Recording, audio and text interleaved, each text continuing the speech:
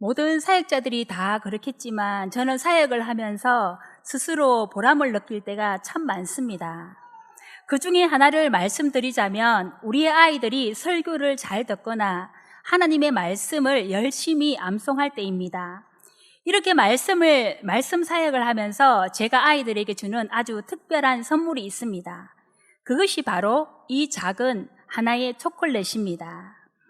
제가 김포에서 첫 사역을 시작하면서 어떻게 하면 아이들에게 말씀을 잘 집중시킬 수 있을까 고민을 하면서 일산 코스트코에 갔다가 우연히 이 초콜릿을 만나게 되었습니다.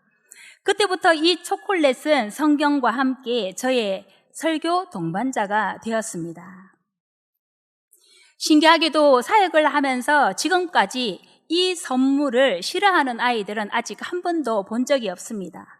초콜릿이나 또 초코파이나 사탕을 거부했던 친구들은 있었지만 이 초콜릿은 어느 누구에게나 환영을 받았습니다. 그래서 이유가 무엇일까를 생각을 해보았습니다. 첫 번째 이유는 이것이 초콜릿이기 때문입니다. 이 안에 든 초콜릿이 달콤하고 아주 맛있기 때문에 누구나 이것을 좋아할 수밖에 없습니다. 그리고 두 번째 이유는 이 포장지에 있지 않을까 생각을 해보았습니다. 마치 금메달을 연상하게 하는 이 금빛 포장은 아이들에게 매우 가치 있는 그 무엇인가를 받는다는 느낌을 가지게 한다는 것이지요. 그래서 아이들이 이것을 받게 되면 마치 금메달을 받은 것처럼 기분이 좋아지는 것입니다.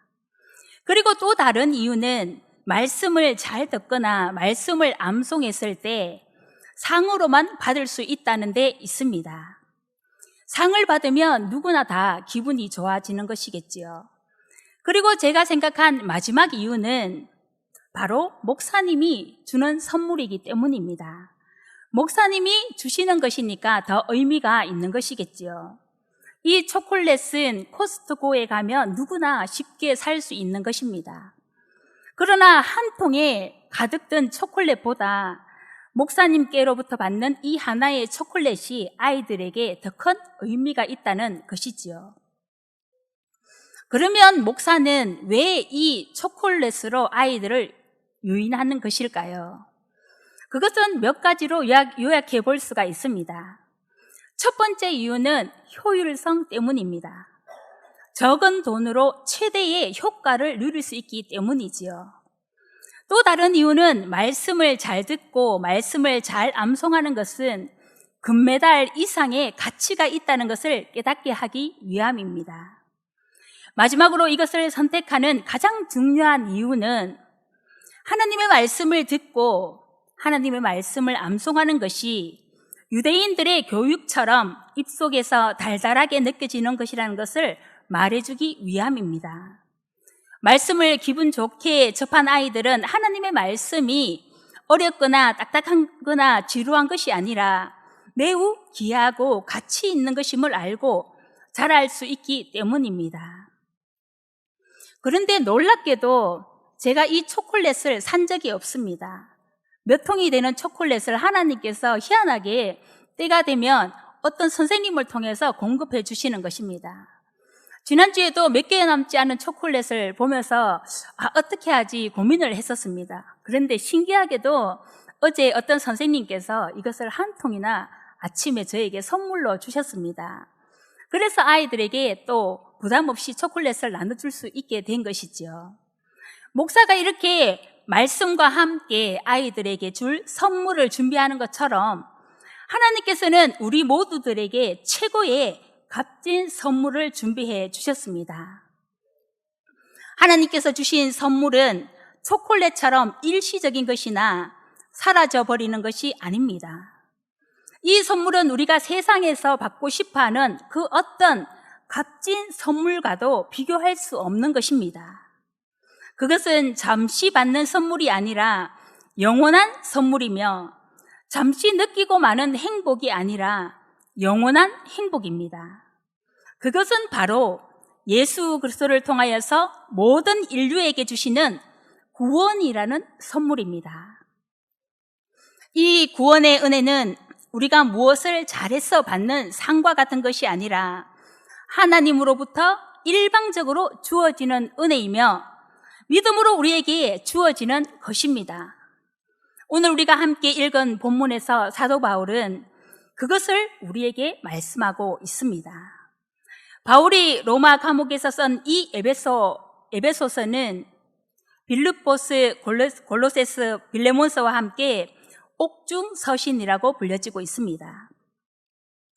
특히 이 에베소서는 바울의 여러 서신들 중에서 서신의 여왕, 또 바울의 사상의 정수, 가장 영적인 기술이라고 일컬어지는 편지입니다. 다른 여러 바울의 서신들이 교회들의 어떤 문제들에 대해서 다루고 있다면 이 에베소서는 교회가 직면한 문제를 다루고 있는 것이 아니라 그리스도 교회에 대한 하나님의 우주적 경륜이라는 하나님의 계획에 대해서 서술해 나가고 있다고 볼 수 있는 것이죠. 즉 바울이 이 편지에서 나타내고자 하는 것은 모든 교회는 그리스도를 믿는 믿음 안에서 하나가 되었다는 것을 독자들에게 인식시키기 위함이라는 말씀이죠.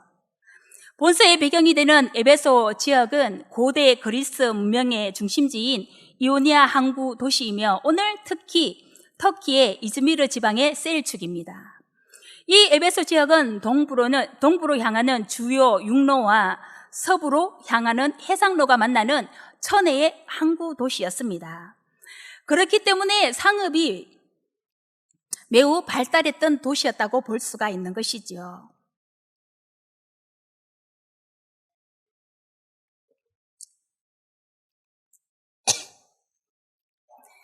또한 이 지역은 세계 7대 불가사의 중 하나인 달의 여신 아데미 신전이 있는 곳이기도 합니다. 에베소 사람들은 이 아데미 여신을 숭배하며 각종 음란한 신전 문화를 즐기며 쾌락과 향락에 젖어서 살았습니다. 그런데 하나님께서 이곳을 사랑하셔서 바울을 보내어 복음을 전하게 하시고 또 많은 사람들이 복음을 듣고 예수를 믿음으로 이곳에 교회가 생기게 하셨습니다. 이것은 인간의 계획이나 의지가 아니라 오로지 전적인 하나님의 은혜라고 볼 수가 있는 것이죠. 에베소서는 크게 두 부분으로 나누어 볼 수가 있습니다. 1장에서 3장은 교리적인 부분을 다루고 있습니다. 그리고 4장에서 7절은 실천적인 본면을 다루고 있습니다. 전반부에 해당하는 교리적인 부분에서 바울은 허물과 죄로 죽었던 죄인을 구원하시기 위해서 하나님이 얼마나 놀라운 구원의 계획을 세우고 계신지, 그리고 그 계획을 성취하시기 위해서 그리스도를 통하여서 얼마나 놀라운 은혜를 베푸셨는가에 대해서 설명을 하고 있는 것을 볼 수가 있습니다. 특별히 오늘 우리가 봉독한 2장 말씀은 교리의 핵심 부분으로서 신학적인 해설에 해당되는 부분입니다. 먼저 1절에서 3절을 살펴볼 때 사도 바울은 하나님과 단절되었던 인간의 과거의 상태에 대해서 언급하면서 다시는 그 과거로 돌아가지 말 것을 권면하고 있는 것을 볼 수가 있습니다. 바울이 하나님의 놀라운 은혜를 언급하기 전에 우리들의 참담했던 과거를 먼저 상기시키는 이유는 무엇이겠습니까? 그것은 우리가 우리의 과거를 제대로 알지 못한다면 현재의 상태를 제대로 인식할 수가 없기 때문입니다. 우리가 만약 과거 우리의 모습이나 상태를 잊어버리고 산다면 현재 하나님께서 우리에게 베푸신 이 놀라운 은혜에 대해서 제대로 감사할 수가 없다는 것이지요. 그래서 사도 바울은 구원받기 전 우리들의 상태가 어떠했는지에 대해서 다시 한번 그들의 옛 상태에 대해서 상기시키고 있는 것입니다. 과거 우리들의 모습은 어떠했습니까? 예수 믿기 전 우리들의 상태는 한마디로 허물과 죄로 죽은 상태였습니다. 예수 믿기 전 우리들의 상태는 이미 영적으로 죽은 상태였다는 것이지요. 예수를 믿지 않고 사는 삶은 미래적인 의미에서 죽을 것이 아니라 과거적인 의미에서 이미 죽은 상태라는 말입니다. 그때 우리 모두는 하나님과 단절되어 세상의 가치관과 세상의 법을 추구하고 세상의 풍조를 따라서 살았던 사람들입니다. 그러면 이렇게 우리를 세상의 가치와 세상의 풍조를 따라 살도록 힘을 실어주는 세력은 누구입니까? 그것은 공중권세 잡은 자 바로 사탄입니다. 사탄은 모든 불순종의 아들들 가운데 역사하는 영입니다. 예수 믿기 전 우리 모두는 사탄의 음성에 귀를 기울이며 육체의 욕심을 따라 살았습니다. 우리의 육체가 원하는 것을 행하며 우리의 본성이 원하는 대로 살아가며 다른 모든 이들과 마찬가지로 본질상 진노의 자녀로 살았다는 말씀이죠. 하나님이 싫어하는 것을 행하고 육체의 욕심을 쫓아 살던 우리를 하나님께서 긍휼히 여기시고 택하여 불러주셔서 하나님의 자녀로 삼아주시고 하나님의 거룩을 쫓아 살게 하셨으니 우리를 구원하신 이 하나님의 은혜가 한량이 없는 것입니다. 우리는 죄와 허물로 죽었던 과거의 우리들의 모습과 그런 우리에게 구원의 은혜를 베풀어 주신 하나님의 놀라운 은혜를 절대 잊어서는 안 되는 것입니다. 또한 우리는 구원받은 하나님의 백성으로서 다시는 옛사람으로 돌아가지 않기 위해 노력하는 삶을 살아야 할 것입니다. 다시는 육신을 쫓아 세상의 풍조를 따라 사탄의 유혹 가운데 살지 않도록 영적으로 깨어있는 삶을 살아가야 한다는 말씀이죠. 베드로전서 5장 8절 이하의 베드로 사도는 근신하라 깨어라 너희 대적 마귀가 우는 사자와 같이 두루 삼킬 자를 찾아다닌다라고 말하고 있습니다. 사탄은 영적으로 죽은 자들을 위해 행할 뿐만 아니라 하나님의 자녀들에게도 끊임없이 유혹을 행하는 자입니다. 그래서 믿음의 사람들이 근신하고 깨어있지 않으면 사탄의 먹잇감이 될 수밖에 없는 것입니다. 근신하라 깨어라에 해당되는 이 말은 스스로 마음을 다잡고 방심하지 말고 정신을 바짝 차리고 살아야 한다는 의미를 가진 말입니다. 오늘 우리가 이미 예수를 믿고 구원을 받았다고 해서 매사에 영적으로 안일할 마음을 가져서는 안 된다는 말씀이죠. 구원하는 하나님의 백성일지라도 매일 자신의 신앙 상태를 점검하며 스스로 자신의 신앙을 다잡아 사탄에게 틈을 주지 않기 위해서 정신을 바짝 차리고 살아야 한다는 말씀입니다. 그래야 우리는 사탄의 먹잇감이 되지 않는 것입니다. 이것을 위해 우리는 무시로 하나님께 기도하며 성령의 도우심을 받고 말씀 안에서 확신 있는 신앙으로 나아가도록 힘써야 할 것입니다. 그런 자들이 끝까지 견고하여 흔들리지 않고 자신의 믿음을 하나님 앞에 지켜나갈 수가 있는 것입니다. 이어지는 4절에서 7절 말씀에서는 이렇게 죄와 허물로 말미암아 죽을 수 없는 자들을 구원하시기 위해서 하나님께서 행하신 일과 그것이 가지고 온 결과에 대해서 설명하고 있는 것을 볼 수가 있습니다. 죄와 허물로 죽었던 우리를 위해 하나님께서 행하신 일은 무엇입니까? 그것은 죄로 영원히 죽을 수밖에 없는 우리를 위해서 독생자 예수 그리스도를 십자가에 기꺼이 내어주셨다는 것입니다. 자신의 아들 독생자 예수 그리스도를 십자가에 내어놓으신 하나님 아버지의 그 크신 사랑을 통해서 우리는 영원히 죽을 수밖에 없는 상태에서 영원한 생명을 얻은 자들이 되었다는 말씀입니다. 사망 가운데 있는 우리를 하나님께서는 긍휼히 여기시고 그리스도와 함께 다시 살리셨습니다. 뿐만 아니라 예수님과 함께 우리를 부활시키시고 예수 그리스도 안에서 함께 하늘에 앉히셨습니다. 예수 그리스도 대속의 은혜로 말미암아 우리의 죽음이 생명으로 바뀌었으며 우리의 수치가 영광으로 바뀌게 되었다는 말씀입니다. 그러면 우리들의 이런 놀라운 변화의 근거가 되는 것은 무엇입니까? 그것은 바로 우리를 향하신 하나님의 사랑입니다. 그래서 우리는 이 하나님의 크신 사랑을 입은 자들로서 현재에도 또 다가올 미래에도 하나님의 이 사랑을 전하는 자의 삶을 살아가야 하는 것입니다.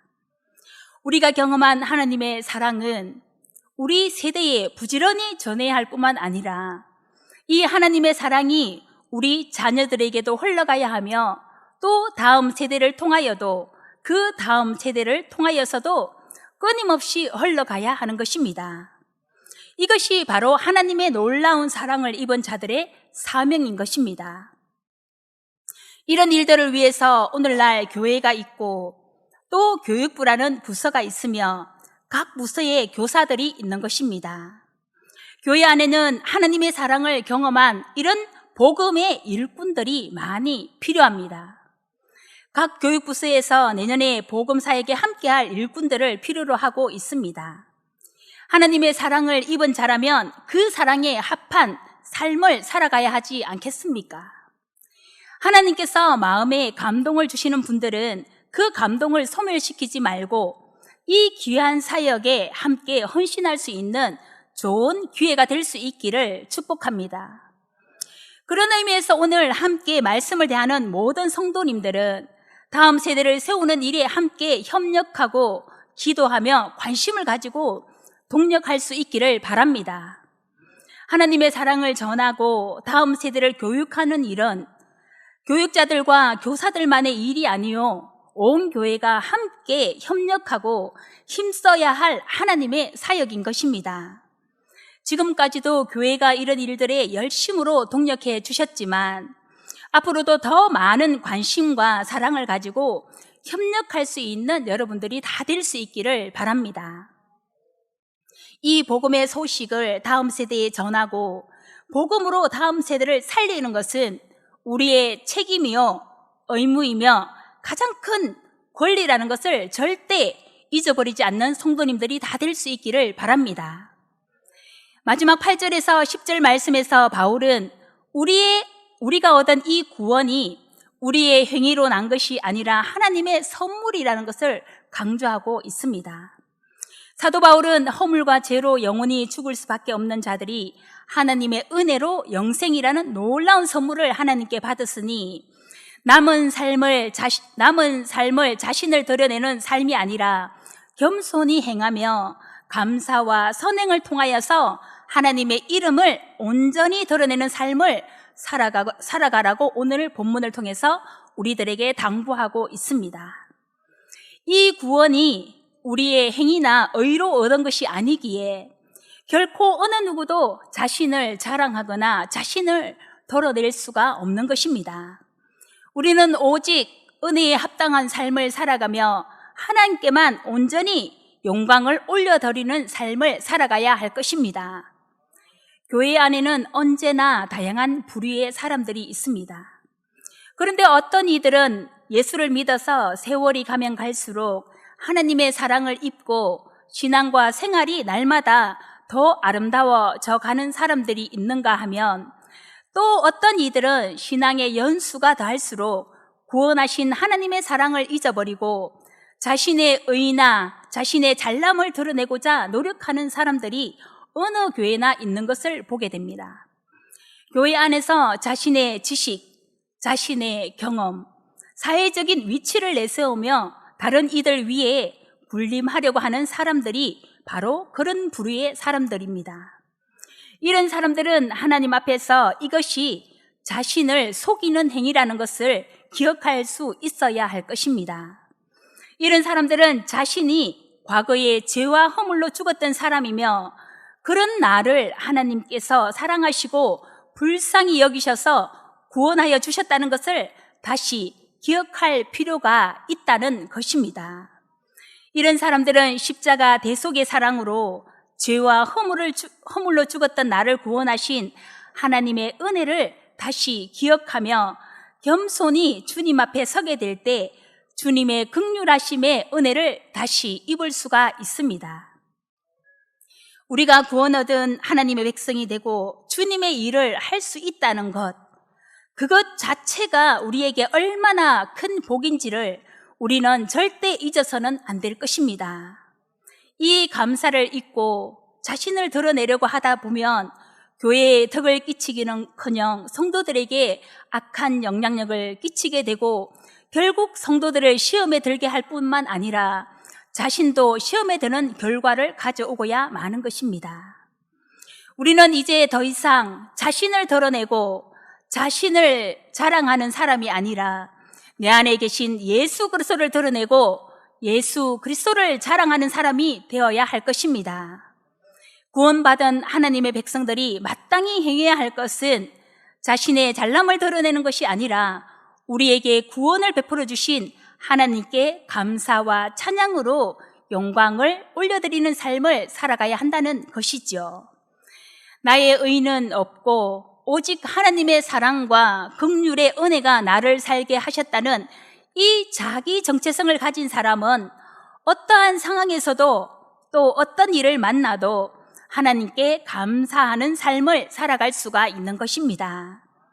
우리의 남은 삶이 우리를 구원하신 하나님을 드러내고 하나님의 선한 사업을 위해 힘쓰는 삶이 되기를 바라고 우리의 입술을 통하여서 살아계신 하나님께 언제나 감사와 찬양을 올려드리는 그런 복된 성도님들의 삶으로 나아갈 수 있기를 축복합니다.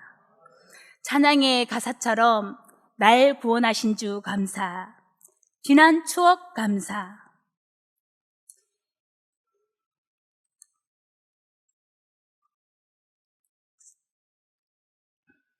향기로운 봄철에 감사, 외로운 가을날에도 감사, 길가의 장미꽃 감사, 장미꽃 가시 감사, 기쁨도 감사, 슬픔도 감사, 응답하신 기도 감사, 거절하신 기도도 감사, 아픔도 감사, 기쁨도 감사, 절망 중 위로 감사. 주의 사랑 안에 거할 때 이 모든 것이 우리에게 감사의 조건이 되는 것입니다.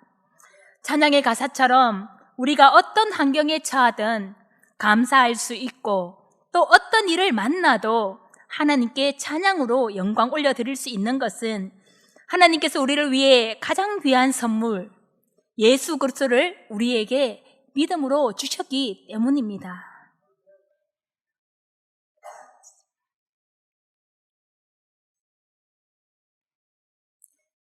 우리를 사랑하신 하나님의 사랑을 기억하며 날마다 하나님께 감사와 찬양으로 영광을 올려드릴 수 있는 그런 복된 성도님들의 삶이 될 수 있기를 예수님의 이름으로 축원드립니다. 기도하겠습니다. 죄와 허물로 영원히 죽을 수밖에 없는 우리들을 사랑하시어 예수 그리스도를 통하여 십자가 대속의 은혜를 허락하신 하나님께 이 시간 감사와 찬양과 영광을 올려드립니다. 죄와 허물로 죽었던 우리의 옛 모습을 잊지 말게 하시고 지금 은혜로 사는 우리의 삶이 언제나 겸손히 주님과 동행하며 주님의 선한 일들에 열심을 낼 수 있는 저희들이 다 되게 하여 주시옵소서. 이 모든 말씀 예수님의 귀하신 이름 의지하여서 간절히 기도드립니다. 아멘.